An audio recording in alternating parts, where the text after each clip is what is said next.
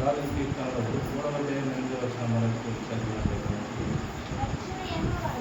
రక్షణ యెహోవాది, నీ ప్రజల మీదికి నీ ఆశీర్వాదము వచ్చునుగాక.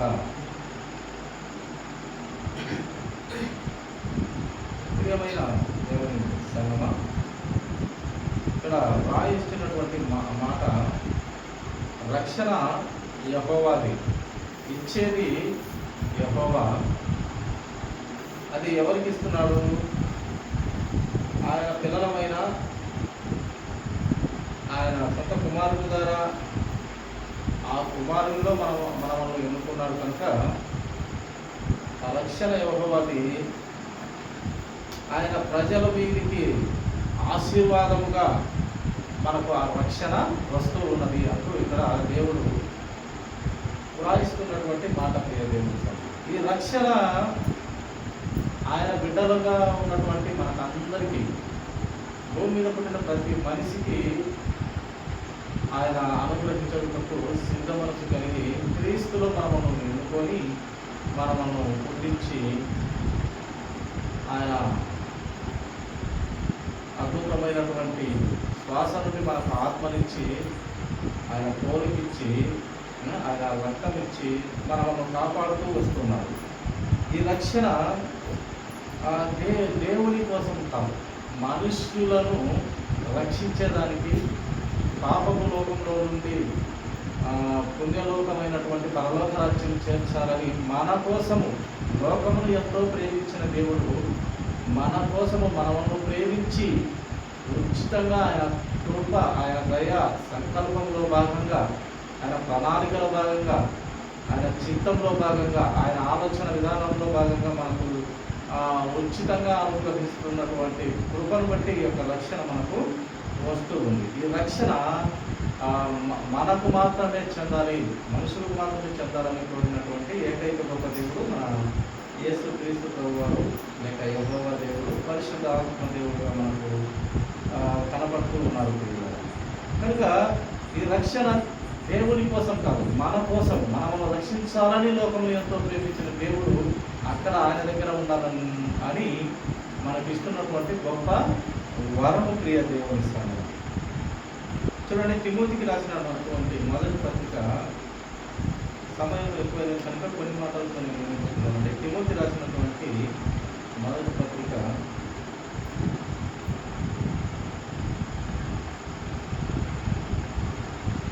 2వ అధ్యాయము 4వ వచనం ఒక మాట చదువుతున్నాను. ఆయన మనుషులందరూ రక్షణ పొంది సత్యమును గూర్చిన అనుభవ జ్ఞానము గలవారై ఉండవాలని నిశ్చయించుచున్నాడు. చూడు, దేవుడు ఎలా ఉండాలని కోరుతున్నాడు చూడండి. రక్షణ పొంది మనుషులందరూ కూడా, దేవుడు చెప్తున్నాడు, ఆయన ఆలోచన మనుషులందరూ రక్షణ పొంది, అందరూ అంతటా రక్షణ పొంది సత్యమును కూర్చిన అనుభవ జ్ఞానము గలవారై, సత్యము ఆ సత్యాన్ని స్థాపించుటకు వచ్చిన క్రీస్తును ధరించుకొని బ్రతకాలి. మనం ఆ సత్యమును కూర్చిన లేక క్రీస్తును ధరించుకున్న వారిగా, అనుభవము కలిగిన వారిగా, సత్యములో అనుభవం కలిగిన వారిగా ఉండాలని దేవుడు కోరుతున్నాడు. సత్యములో అనుభవం, పాపములో అనుభవము కాదు. ప్రియ దేవుని సంగమా, సత్యములో, క్రీస్తులో, యథార్థతలో, పవిత్రతలో, నీతి, నిజాయితీ, ఇలాంటి వాటిల్లో అనుభవ జ్ఞానం కలవారై నా పిల్లలు ఉండాలి. నేను పరిశుద్ధుడను అంటున్నాడు దేవుడు. నేను పరిశుద్ధుడను, నా పిల్లలు కూడా పరిశుద్ధత కలిగి అనుభవ జ్ఞానము, అనుభవంతో కలిగినటువంటి రక్షణ పొందుకొని ఉండాలి అని దేవుడు కోరుతున్నటువంటి గొప్పదైన మనసున్న దేవుడు మన యేసుక్రీస్తు ప్రభువారు. ప్రియ దేవుని సంగతి చూడండి, ఇంకా ఆయన ఏం చెప్తున్నాడో మనం విందాము. యెషయా గ్రంథము 45వ అధ్యాయము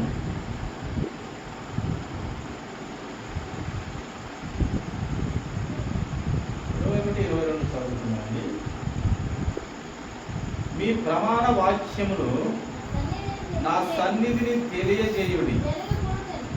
జనులు కూడుకొని ఆలోచన చేసుకొందురుగాక. పూర్వకాలము మొదలుకొని ఆ కార్యమును తెలియజేసిన వాడెవడు? చాలా కాలము కిందట దాన్ని ప్రకటించిన వాడెవడు? యెహోవానగు నేనే కదా. నేను తప్పే వేరే దేవుడు లేడు. నేను నీతిపరుడనగు దేవుడను, రక్షించువాడను నేనే. నేను తప్ప మరి ఏ దేవుడునూ లేడు. చూడండి, బైబిల్ గ్రంథము, మన బైబిల్ దేవుడు యేసయ్య చెప్తున్నటువంటి మాట, నేను తప్ప ఏ దేవుడు లేడు అని చెప్తాడు ఆయన. ఆయన ఇంకో మాట అంటాడు, నేను పరిశుద్ధుడను అంటాడు. చూడండి, వేరే దేవుళ్ళు దేవతలు అనబడిన వారిలో ఈ మాట కనబడదు ప్రియ దేవుని సంగమం. చూడండి, చాలా గమనించండి, పురాణాలు కానివ్వండి, ఉపనిషత్తులు కానివ్వండి, వేదాలు కానివ్వండి, వారి సంబంధమైన గ్రంథాలు ఏమైనా కావాలండి, నా పేరు పలాని దేవుడను, నేను పరిశుద్ధుడను అని ఎక్కడ కనపడదు, వినపడదు. ఒక నిజమైన దేవుడు, ఒక సత్యవంతుడైన దేవుడే ఇక్కడ నేనే దేవుడను, నేను తప్ప వేరే దేవుడు లేడు, నా పేరు యెహోవా, లేక నా పేరు యేసు క్రీస్తు, లేదా నా పేరు పరిశుద్ధాత్మ దేవుడు అని దేవుడుగా ఉన్న ఈ ఏకైక దేవుడు చెప్తున్నటువంటి మాట, నేను పరిశుద్ధుడను. పరిశుద్ధులైన ప్రకారము మీరు పరిశుద్ధులుగా ఉండాలంటే ఎలా పరిశుద్ధులు అవుతారు? పాపంతో కూడుకొని ఉన్నటువంటి మీరు పరిశుద్ధులు కావాలంటే ఎలా? పరిశుద్ధ రక్తము చిందించబడి ఆ రక్తంతో మీరు కడగబడాలి. ఈ పాపాన్ని వదిలించుకోవాలి. పాపాన్ని తీసివేసే అధికారి ఎవరినైనా మన యేసుక్రీస్తు ప్రభువారు. ఆయనకు మాత్రమే అధికారం ఇచ్చినాడు మన తండ్రి అయిన దేవుడు. ఎవరికి అధికారం లేదు. ఆయన ద్వారానే మనకు పరలోక రాజ్యం, ఆయన ద్వారానే ఆ ద్వారము తెరవబడుతుంది. లేక ఆ దారి ఆయనకు మాత్రమే తెలుసు, ఎవరు తెలియదు. తండ్రిని చూచిన వాడు ఎవరును లేరు. దేవదూతలు సైతం ఎవరు తండ్రిని చూడలేదు. ఇప్పటికి ఒక యేసుక్రీస్తు తండ్రి రొమ్మున కుడి పక్కన సింహాసనాసీనుడై ఉన్న ఒక యేసుక్రీస్తు ప్రభు వారు మాత్రమే మన తండ్రిని చూడగలిగినాడు. కనుక ఆ స్థలం కానీ, ఆ సన్నిధి కానీ, ఆయనను చూడగలిగిన శక్తి కానీ మన యేసయ్యకు ఒక్కరికి మాత్రమే ఉంది. ఆ ఒక్కడైన దేవుడే సత్యమై ఉన్నాడు, జీవమై ఉన్నాడు, మార్గమై ఉన్నాడు. సత్యము, జీవము, మార్గము అయి ఉన్నాడు.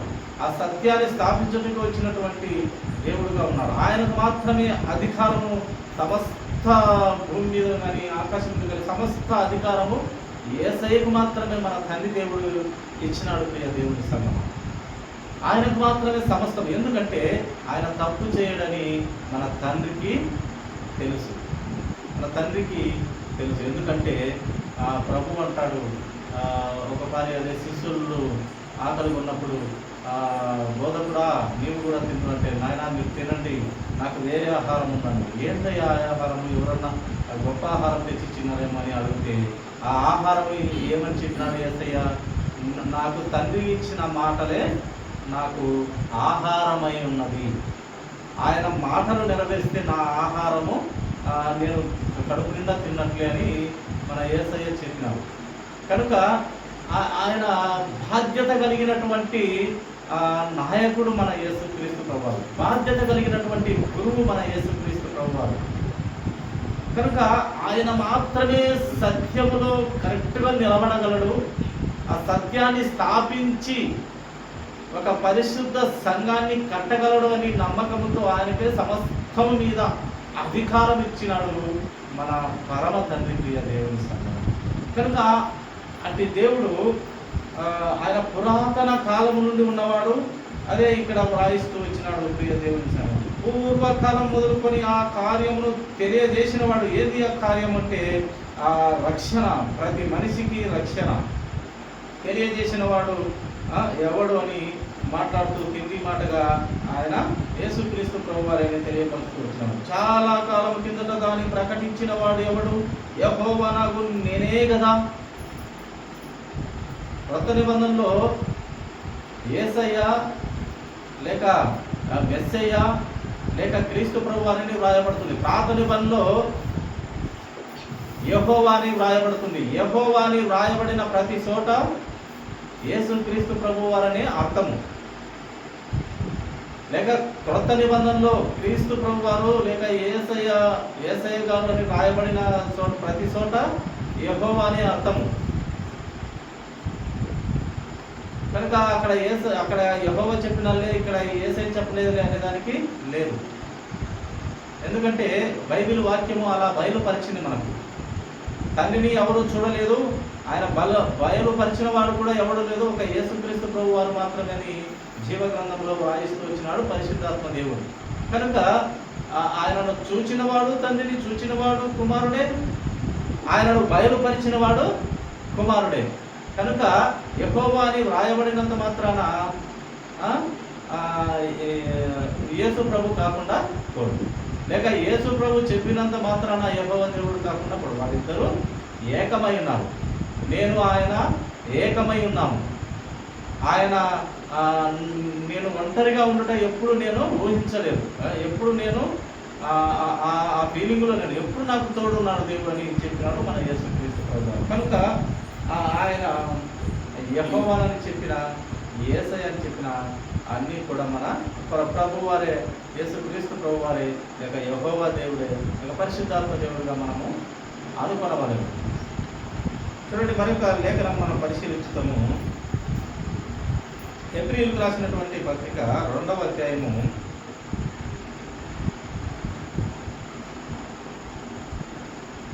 22వ వచనం కూడా చదువమ్మా. యెషయా గ్రంథం ఇందాక 45, 22 చదివినారు కదా, 22 కూడా. బూదిగంధముల నివాసులారా, నా వైపు చూచి రక్షణ పొందుడి, దేవుడను నేనే, మరి ఏ దేవుడను లేడు. దేవుడను నేనే, మరి ఏ దేవుడను లేడు అని ఆయన ధైర్యంగా తెలియపరుస్తున్నారు. ఈ మాట నిజంగా, ఈ గొప్ప మాట, ఈ శక్తివంతమైన మాట ఏ దేవుళ్ళు దేవతలు అనబడిన వారు చెప్పలేరు. నేనే దేవుడను, ఇదో నా పేరు, ఇదో నేను దేవుడను, నేను తప్ప ఎవరు లేరని వేరే గ్రంథాల్లో ఎక్కడ ఎత్తుకులానే కూడా లేదు ప్రియ దేవుని సంగమం.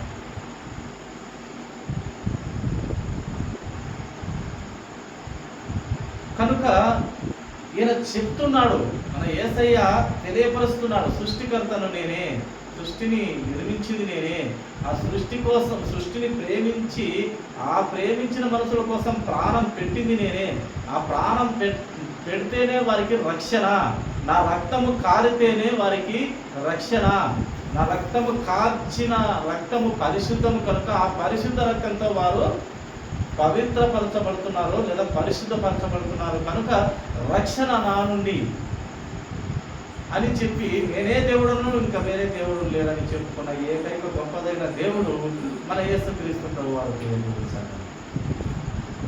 కనుక చూడండి, మరి లేఖనము హెబ్రీయులకు రాసినటువంటి పత్రిక 2వ అధ్యాయము 10వ వచనము మాట మనము పరిశీలిద్దామండి.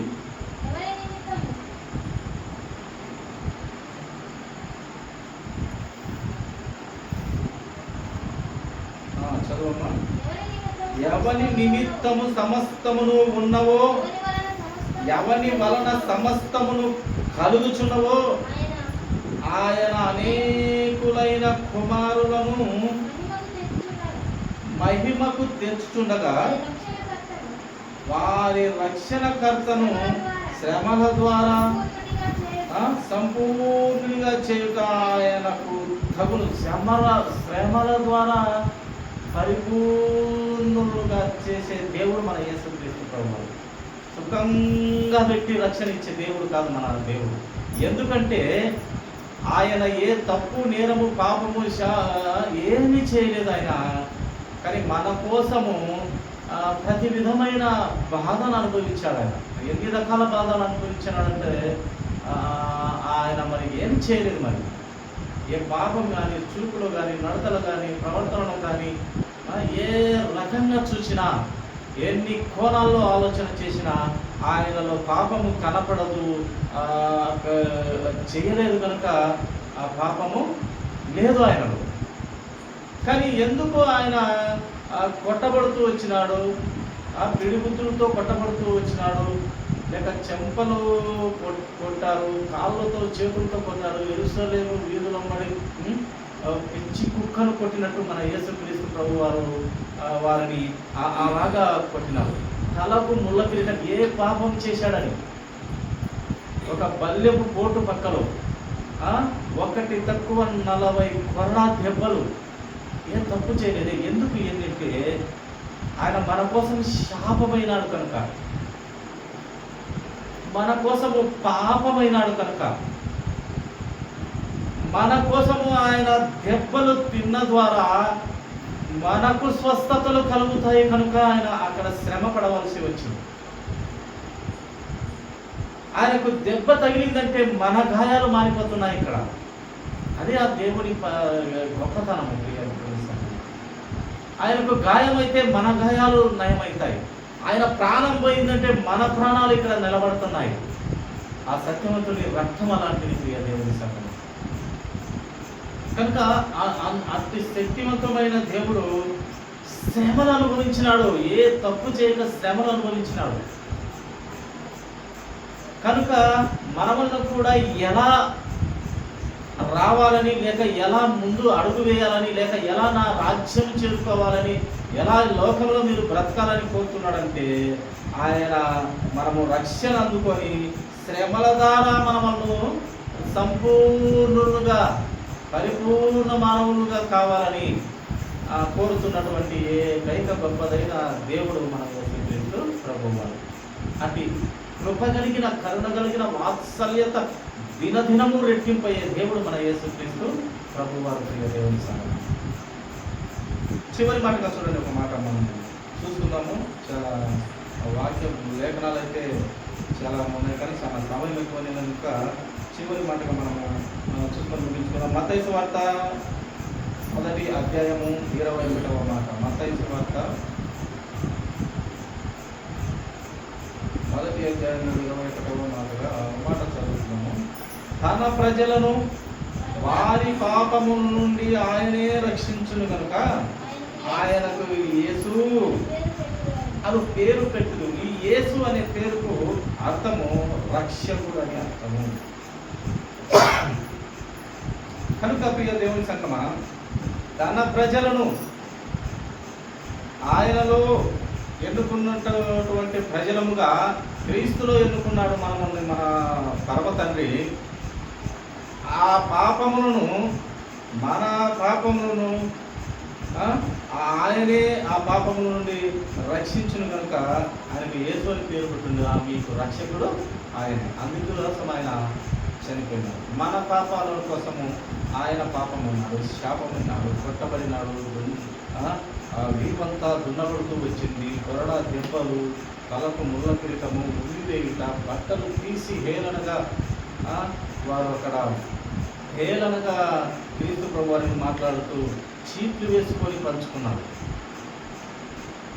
ఏ తప్పు చేశారని, ఏ నేరం చేశారని, ఏ పాపం చేశారని, ఇవన్నీ కూడా దేవుని ప్రణాళికలో భాగంగా మనము బాగుండాలని, మనము ఆ పరలోక రాజ్యం చేరాలని, ఆయన చిత్తంలో భాగంగా, ఆయన ప్రణాళికలో భాగంగా ఇవన్నీ యేసుక్రీస్తు ప్రభువారికి శ్రమల గుండా నలుగుతూ విరుగుతూ వచ్చినాడు మన ప్రభువారు. కనుక అలాంటి శ్రమల గుండానే ప్రతి మనిషి కూడా అలాంటి శ్రమల గుండా అనుభవపూర్వకంగా రక్షణ పొందుకొని రావాలన్నది దేవుని ఆలోచన. దేవుని సంగతి అటు స్థితిలో ముందుకు రమ్మంటున్నారు దేవుడు. అందుకే కొంతమంది చిన్న జ్వరం వచ్చిన, చిన్న దగ్గు వచ్చిన, చిన్న సమస్య వచ్చిన, ప్రభా దీన్ని తీసివే ప్రభా, దాన్ని తీసివే ప్రభా అని మనం బ్రతమానాలి. కానీ ప్రభు ఒక సమయంలో అయితే ఆ శిలువ మరణము ఆయన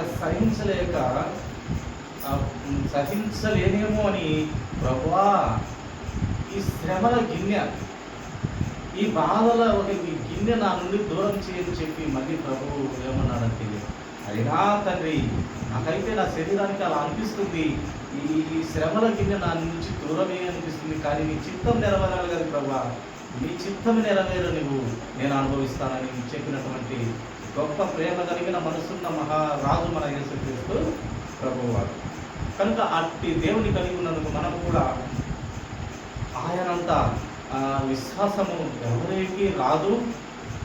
కనుక మనము మన ప్రభువు చెప్పిన మాటలోనైనా ఆవగింజంత విశ్వాసంతో ముందుకెళ్ళాలని కోరిన దేవుడు కనుక మనము కొంచెమైన విశ్వాసంతో ముందుకెళ్ళాలని కోరి మనము శ్రమలకుండా మనము నలిగి విరిగిన పిల్లలుగా ఉండాలని కోరుకున్న దేవుని ఆలోచనను మనం నెరవేరుతామండి. ఈ కొద్ది మాటలు దేవుడు దీవించుగాక తలనుంచినట్లయితే చిన్న ప్రార్థన.